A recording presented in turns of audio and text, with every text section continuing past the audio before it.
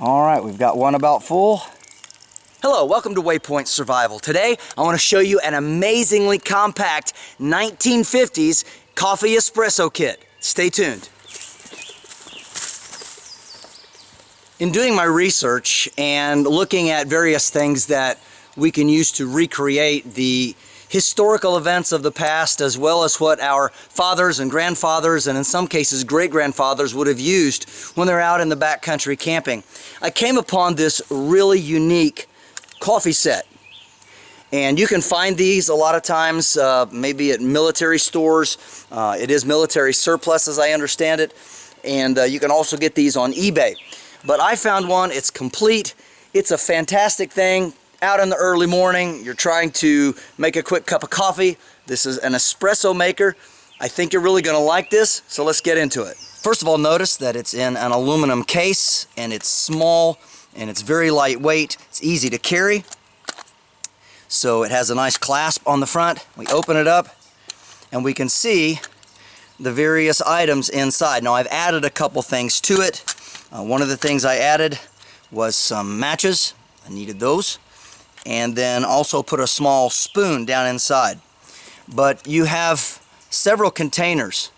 This right here is sugar or any other kind of sweetener that you want. In this container here, this is coffee, or espresso in this case. We'll set these aside, and you'll notice that there are a couple of small aluminum cups. And that's also very important. So one for you, one for a friend. We have a small burner, small stove, and nestled inside of this, we have the fuel tablets. And these are Coughlin's fuel tablets, so they will fit. They burn quite nice down inside of here. Next, we have the main espresso maker.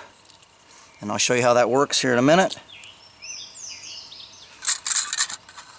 I did add a small spoon. And then there are a couple of handles. And these are for the cups, which fit in here like this, so that you can drink it without touching this, because this is going to be pretty warm. First, we need to open the container. And you can see there is a nice lid on this one as well, and it goes across the top, which holds that all in place. Opening this up, it's the spout. We have a rubber gasket, and then there is also a strainer. There's another one inside for the bottom, and all of these parts therefore are washable. So the first thing we have to do after we open it up is we want to put some water in. Of course, we don't want to put too much water in here, so the easiest way to gauge this, I've found, is to use one of the cups. And we're going to put 2 cups in here.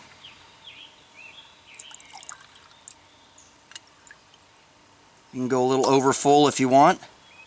But that's going to be a good kind of rule of thumb, good measure.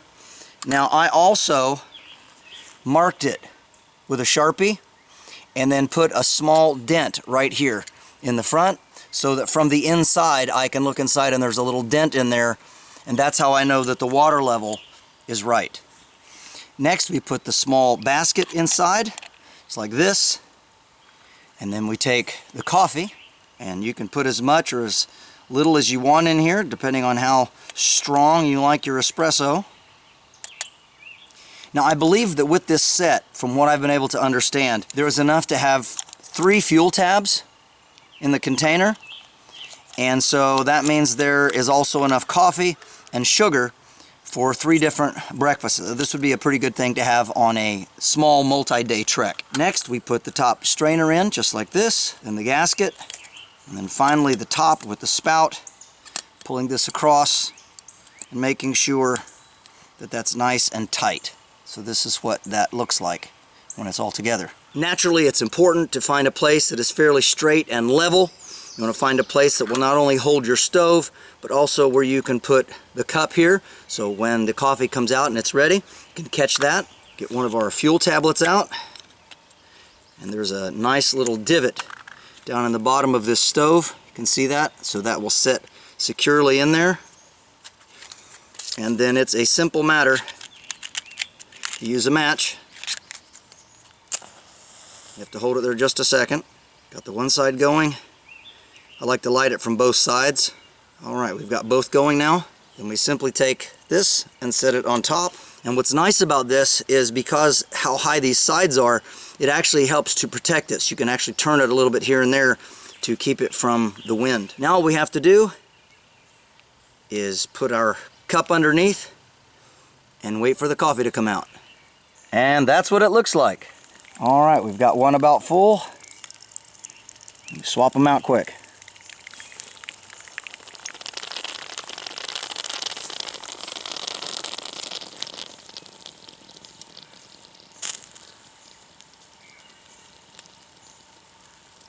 When the coffee's done, you can use both of these to remove it off of the fire.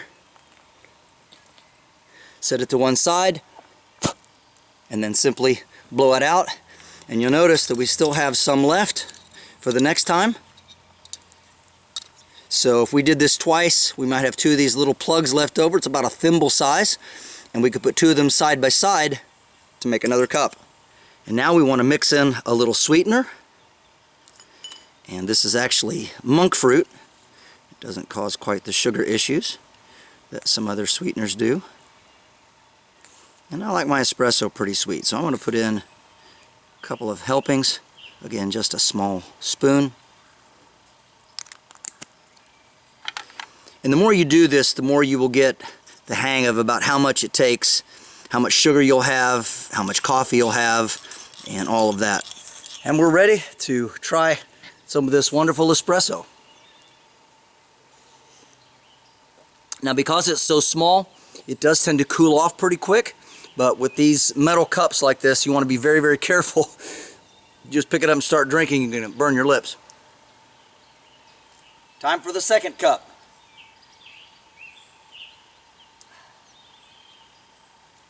Putting it back together can be a little tricky, so I want to go ahead and film that for you.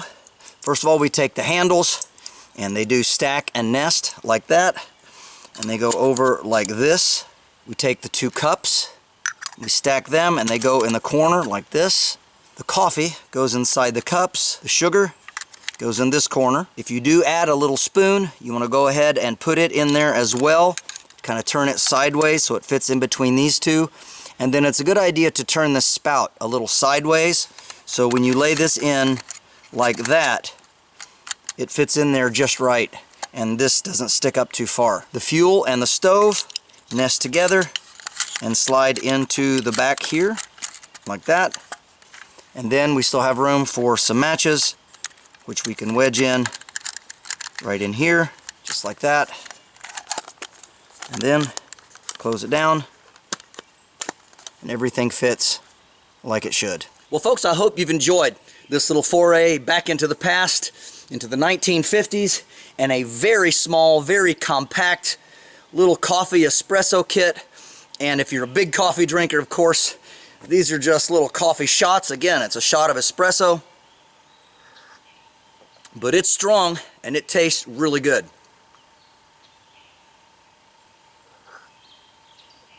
This is James Bender for WayPoint Survival. If you like this video, please give it a thumbs up. Also, make sure and check out the links in the description box below, just under the More button. While you're down there, you'll also find our link for waypointsurvival.com, which is where you can sign up to take in-person classes at our beautiful training facility here in Southern Ohio. You'll also find our link for the WayPoint Survival digital class. This is where you can train in the comfort and safety of your own home the top 20 skills that we teach in our Phase 1 Survival and Bushcraft class. And if you haven't already subscribed to the channel, please do so. We'd really appreciate it. And when you do subscribe, make sure and press that bell button so that you can stay notified of all of our upcoming videos, and we'll talk to you next time.